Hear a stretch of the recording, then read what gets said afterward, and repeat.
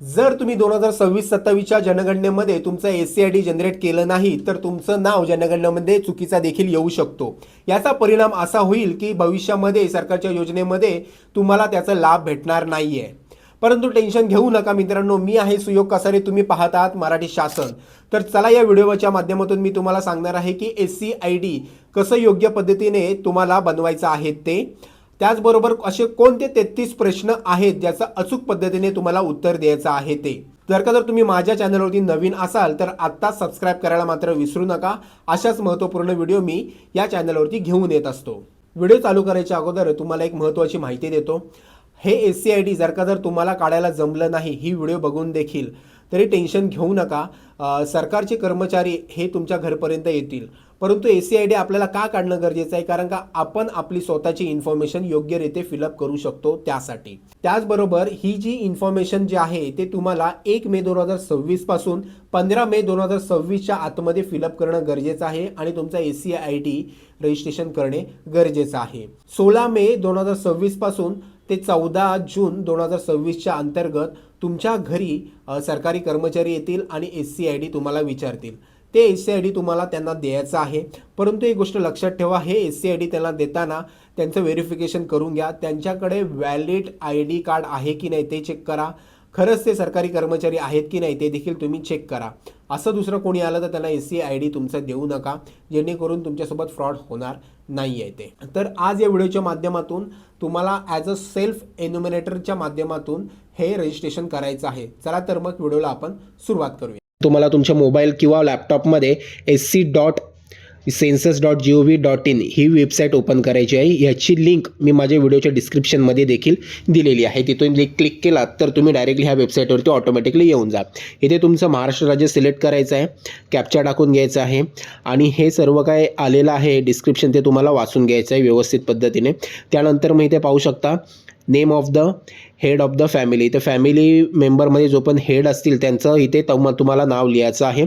त्यांचं नाव हे अचूक पद्धतीने लिहायचं आहे मित्रांनो, काही चुकीचं करायचं नाही, त्यानंतर मग करेक्शन करता येत नाही आहे। सो इथे मी माझं नाव टाकत आहे। इथे मोबाईल नंबर, जे पण हेड ऑफ द फॅमिली असणार आहे त्यांचा मोबाईल नंबर, त्यांचा मेल ID हे टाकून तुम्हाला व्हेरीफाय या बटनावरती खाली क्लिक करायचं आहे। आता इथे प्रोसीड केल्यानंतर मग एक OTP जाईल मोबाईलवरती, ते OTP तुम्हाला इथं टाकायचं आहे आणि वरती प्लीज सिलेक्ट लँग्वेज, इथे लँग्वेज सिलेक्ट करायचं आहे ज्या पण भाषेमध्ये तुम्हाला फॉर्म भरायचा आहे ते। मी आपली मातृभाषा मराठी आहे म्हणून तिथे मी क्लिक केलेलं आहे मराठी आणि व्हेरीफाय बटनावरती क्लिक केलेलं आहे। त्यानंतर मग महाराष्ट्र राज्य बाय डिफॉल्ट सिलेक्ट होऊन आलेला आहे। इथे तुम्हाला तुमचा जिल्हा सिलेक्ट करायचा आहे। माझ्या केसमध्ये पालघर आहे म्हणून मी पालघर सिलेक्ट केलेला आहे।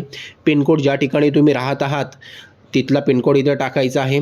इथे तुम्हाला तुमच्या गावाचं नाव, एरियाचं नाव, बिल्डिंगचं नाव जे पण सर्च होईल ते तुम्हाला इथे शोधा या बटनावरती क्लिक करून तुमचं ऑटोमॅटिकली GPS द्वारे इथे मॅप शो करणार आहे। आता हे जर जास्त झूम असेल तर ह्याला झूम आउट देखील तुम्ही करू शकता। लक्षात ठेवा मी हे Google Chromeमधून करत आहे, ठीक आहे। आता इथे तुम्हाला तुमची लोकेशन सिलेक्ट करायची आहे। एकदा का लोकेशन सिलेक्ट झाली तर एन्युमिनेटर जे आहेत गव्हर्नमेंटचे व्हेरिफिकेशनसाठी तुमच्या घरी येतील, याच लोकेशनवरती येणार आहेत। सो अशा प्रकारे ही माझी बिल्डिंग आहे। या बिल्डिंगच्या इथे मी राहतो म्हणून मी इथे माझा ॲरो ठेवण्यात आलेला आहे, ठीक आहे। आता ही स्थानाची पुष्टी करा, इथे लॅटिट्यूड लॉंगिट्यूड आपला इथे क्लिअर झालेला आहे। जतन करा आणि पुढे जा ह्या बटनावरती आता मला हे क्लिक करायचं आहे। आता इथे क्लिक केल्यानंतर मग इथे पॉपअप होईल, जिल्हा तुमचा दिसेल, राज्य दिसेल, लॅटिट्यूड लॉंगिट्यूड दिसेल। हे योग्य असेल तर हो या बटनावरती क्लिक करा आणि पुढे चला। सो आता बघा हे 6 स्टेपमध्ये तुम्हाला माहिती फिलअप करायची, त्यातला हा दुसरा स्टेप्स आहे। त्यामध्ये पाहू शकता जनगणना घर तपशील, ठीक आहे। जनगणना घराची जमीन यासाठी मुख्य वापरलेले साहित्य, घरासाठी वापरलेले मुख्य साहित्य कुठले आहेत, सिमेंट आहे, दगड आहे, पक्क्या विटा आहेत, जे पण काय असेल तुमचं त्याप्रमाणे इथे तुम्हाला सिलेक्ट करायचं आहे, किंवा इतर असेल तर इतर सिलेक्ट करायचं आहे, पक्क्या विटा असेल तर पक्क्या विटा, माझ्या केसमध्ये सिमेंट वगैरे हे सर्व वापरलेलं आहे। आता कुठलंही एकच तुम्ही सिलेक्ट करू शकता म्हणून मी इथे सिमेंट सिलेक्ट केलेलं आहे, ठीक आहे। त्यानंतर मग गणना घराची भिंत यासाठी मुख्यतः वापरलेले साहित्य, वापरलेले साहित्य कुठलं आहे तुम्हाला बघायचे. लाकूड आहे, दगड, सिमेंट मातीने जोडलेले असेल, दगड सिमेंट मातीने जोडलेले असेल, कॉन्क्रीटचं असेल, इतरचं असेल. आता मी बिल्डिंगमध्येच राहतो म्हणून मी कॉन्क्रीट इथे सिलेक्ट केलेलं आहे. तुम्ही तुमच्याप्रमाणे इथे सिलेक्ट करा. नंतर मग गन्ना घराची छप्पर यासाठी मुख्यतः वापरलेले साहित्य पाहून घ्या. प्लास्टिक आहे, हाताने बनवलेले होते, यंत्रणा बनवलेले होते, पक्क्या विटांनी, दगड आहे, स्लेट आहे, ते स्लॅब ॲक्च्युली त्याचे स्लेट झालेलं आहे. नंतर मग कॉन्क्रीटने किंवा इतरने. आता माझ्या केसमध्ये कॉन्क्रीट हा मी सिलेक्ट करणार आहे. तसं तर स्लॅबच यायला पाहिजे, पण मी कॉन्क्रीट इथे सिलेक्ट करत आहे. सो अशा प्रकारे मी इथे सिलेक्ट केलेलं आहे. आणि खाली आल्यानंतर मग गन्नाची घरची स्थिती कशी आहे, चांगली आहे, राहण्यायोग्य आहे किंवा मोडलेली आहे, चांगली आहे, म्हणून मी इथे चांगली जतन करायची आहे. तुम्ही तुमच्या कंडिशनप्रमाणे इथे सिलेक्ट करायचं आहे. हो या बटनावरती क्लिक करायचं आहे. तिसऱ्या ऑप्शनवरती आपण आलेलो आहोत. तर ह्या ठिकाणी या कुटुंबात सामान्यतः निवास करणाऱ्या व्यक्तींची एकूण संख्या, घरामध्ये टोटल किती जणं राहतात ते इथे लिहायचं आहे. 5 जणं, 6 जणं, 10 जणं जे पण राहत असेल. आता 3 जणं राहत आहेत माझ्या घरामध्ये म्हणून मी 3 लिहितो आहे. इथे माझं नाव बाय डिफॉल्ट आलेलं आहे, कारण का पहिल्या पेजवरती मी माझं नाव लिहिलेलं होतं त्यासाठी. कुटुंब प्रमुखाचे नाव आता इथे मराठी भाषेमध्ये लिहायचं. आता मराठी भाषेमध्ये जरी तुम्ही इंग्लिशमध्ये टाईप केला तर ऑटोमॅटिकली इथे मराठीमध्ये लिहून येतो आहे. बघा हे एक्झाम्पलसाठी मी तुम्हाला दाखवत आहे. सुयोग रमेश कासार हे मी इंग्लिशमध्ये टाईप करतो आहे, पण ते ऑटोमॅटिकली मराठीमध्ये येतं आहे. आणि हेच जर येत नसेल तर बघा त्याच्याच बाजूला एक कीबोर्डचं ऑप्शन असेल, इथे क्लिक केलात तर इथून देखील तुम्ही मराठीमध्ये तुमचं नाव लिहू शकता. ठीक आहे. कुटुंब प्रमुखाचे लिंग. आता हे लिंग तुम्हाला सिलेक्ट करायचं आहे. पुरुष, स्त्री, ट्रान्सजेंडर जे पण असणार आहे ते. आता पुरुष मी इथे सिलेक्ट केलेलं आहे. जर अनुसूचित जाती किंवा अनुसूचित जमाती किंवा इतर असेल तर इथं क्लिक करायचं आहे. SC असेल तर पहिला, ST असेल तर दुसरा, बरोबर, आणि इतर असेल तर दुसरा. तर या घराच्या मालकी हक्काची स्थिती तुम्हाला इथे सिलेक्ट करायचे. स्वतःचे घर, भाड्याने, परंतु इतर स्वतःचे घर असेल तर दुसरा ऑप्शन आहे. भाड्याने आणि कुठेही स्वतःचे घर नसेल तर तिसरा ऑप्शन आहे. चौथा इतरमध्ये. स्वतःचे घर आहे म्हणून मी इथे स्वतःचे घर लिहिलं आहे. त्यानंतर मग निवासयोग्य खोळ्या संख्या 2 आहेत माझ्याकडे म्हणून मी इथे 2 लिहितो आहे. 2 खोळ्यामध्ये मी राहू शकतात माणसं म्हणून असे 2 लिहितो आहे. या कुटुंबात राहत असलेल्या विवाहित जोडप्यांची संख्या, किती मॅरिड कपल राहत आहेत ते लिहायचं आहे. तर 1 आहे म्हणून मी ते 1 लिहित आहे. ठीक आहे. त्यानंतर मग तुम्हाला नक्की पुढे येतं होय. ठीक आहे. आता इथे आल्यानंतर मग कुटुंबास उपलब्ध असलेल्या सोयी. पिण्याच्या पाण्याच्या मुख्य स्रोत काय आहे? प्रक्रिया केलेले पाणी नळद्वारे, प्रक्रिया केलेलं पाणी नळद्वारे, विहीर, हातपंप किंवा झरा, नदी, कालवा. कुठून पाणी येतो तुमच्याकडे जे तुम्ही पाणी पिता ते तुम्हाला इथे सिलेक्ट करायचं आहे. सो माझ्या केसमध्ये प्रक्रिया केलेले पाणी नळद्वारे हे पहिलं जे आहे ते मी सिलेक्ट करतो आहे. महानगरपालिकेकडून आम्हाला पाणी येतो ते प्रक्रिया करूनच येतं. त्यानंतर मग पिण्याच्या पाण्याची उपलब्धता असलेला स्रोत. हे समजलं नाही ते बाजूलाच बघा आय बटन आहे, त्यावरती क्लिक केला तर तसं तुम्हाला येऊन जाईल. जवळ आहे, दूर आहे, दूर आहे म्हणून तिथे क्लिक केलेलं आहे. प्रकाशाचा मुख्य स्रोत शक्यतो वीजच असते. काही जण रॉकेल, सौर ऊर्जाने वीज घेत असतील. इतर तेल किंवा इतर प्रकाराची सोय नाही. तर हे जे पण असेल तुमच्या केसमध्ये तुम्हाला इथे निवडायचं आहे. लाईट तर आपण यूज करतोच, इलेक्ट्रिसिटी. सो इथे वीज आपण सिलेक्ट करत आहोत. ठीक आहे. त्यानंतर मग शौचालयाची उपलब्धता काय असणार आहे ते तुम्हाला इथे सिलेक्ट केलेलं आहे. केवळ कुटुंबाच्या वापरासाठी होय म्हणून वरचं येत आहे माझ्या केसमध्ये. तुमच्या केसमध्ये जे येईल ते तुम्हाला इथे निवडायचं आहे. जर तुमच्याकडे शौचालय नसेल तर मग खालचं जे उघड्यावर आणि नाही याच्यावरती तुम्हाला क्लिक करायचं आहे. शौचालयाचा प्रकार ठीक आहे इथे तुम्हाला सिलेक्ट करायचं आहे. फ्लश शौचालयाची जोडणी कसं आहे? पाईपद्वारे आहे, सेंटिक टँकद्वारे आहे, इतर व्यवस्था.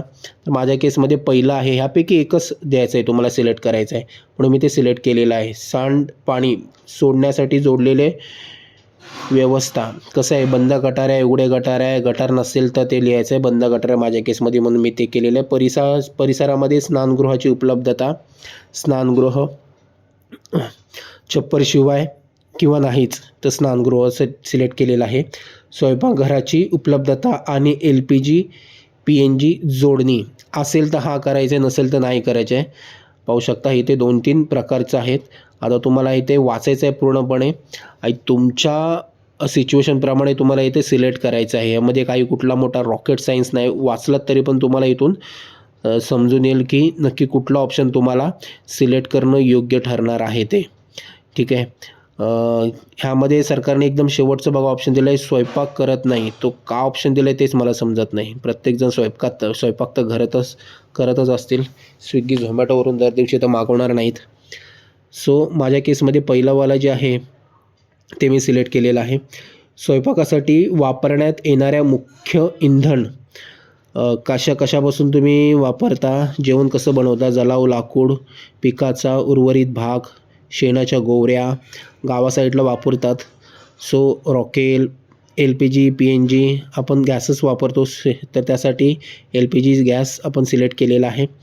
तुम्ही तुमच्याप्रमाणे तुम्ही ते सिलेक्ट करू शकता. जतन करा आणि पुढे जा. तर हो या बटनावरती क्लिक केलेलं आहे. त्यानंतर मग इथे महत्त्वाचा भाग आलेला आहे, पाहू शकता. मालमत्तेचा वापर जरी व्यावसायिक उद्देशासाठी केला जात असेल तरीही कुटुंबास मालमत्तेची मालकी आणि उपलब्धता आहे असे समजावे. ओके. सो रेडिओ तुमच्याकडे आहे का, तर असेल तर करायचं आहे हो, नसेल तर मग ते आपल्या मोबाईल स्मार्टफोनवरती तर आपण यूज करतोच, म्हणून सेकंडवाला ऑप्शन जे आहे आपलं ते सिलेक्ट करायचं आहे. दूरचित्रवाणी, टी व्ही कसं काय तुमच्याकडे येतं. दूरदर्शन निःशुल्कवाला आहे. इतर DTHचा रिचार्ज करता तुम्ही किंवा केबल आहे, नॉर्मल केबल येतं ते, किंवा इतर कोणतेही. खूप जणांकडे तर वायफाय थ्रूच केले जातात, तर इतर कोणतेही किंवा नाही यावरती तुम्ही क्लिक करू शकता जर का वायफायने तुम्ही TV चालवत असाल तर. सो त्याप्रमाणे तुम्ही इथे सिलेक्ट करू शकता.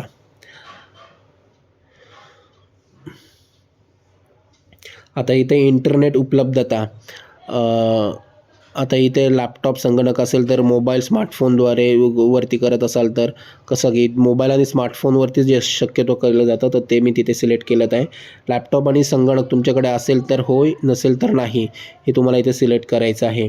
सो दूरध्वनी, मोबाईल फोन, स्मार्टफोन, तर ह्यापैकी काय आहे तुमच्याकडे, फक्त मोबाईल आहे का, फक्त मोबाईल असेल तर ते फक्त स्मार्टफोन आहे आपल्याकडे, म्हणून स्मार्टफोन मी इथे लिहित आहे.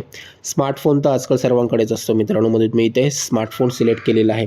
सायकल, स्कूटर, मोटरसायकल, मोपेड काय आहे तुमच्याकडे, बाईक वगैरे असेल तर ते तुम्हाला इथे स्कूटरच्या ह्याच्यामध्ये सिलेक्ट करायचं आहे, दुसरा नंबरचा ऑप्शन.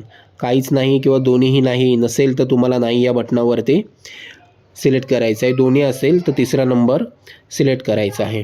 अशा प्रकारे सिलेक्ट केलेलं आहे. कुटुंबात सेवन केले जाणारे मुख्य धान्य, ते तुम्हाला इथे सिलेक्ट करायचं आहे. कुठलं आहे, तांदूळच आपल्याकडे जास्त करून तांदूळ आणि गहूच यूज केला जातो, म्हणून तांदूळ आहे माझ्या केसमध्ये, म्हणून मी तांदूळ इथे सिलेक्ट करतो आहे.